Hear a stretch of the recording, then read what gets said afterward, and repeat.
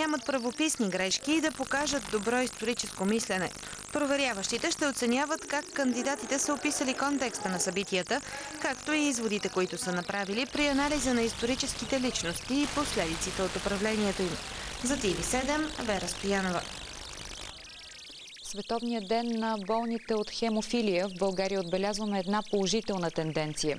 Повишава се броят на желаящите да дарят кръв. У нас около 700 души страдат от това заболяване.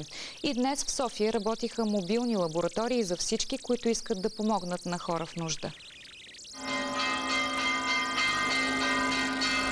За пръв път през последните 20 години се наблюдава значителен ръст на доброволните и безвъзмездни кръводарявания у нас.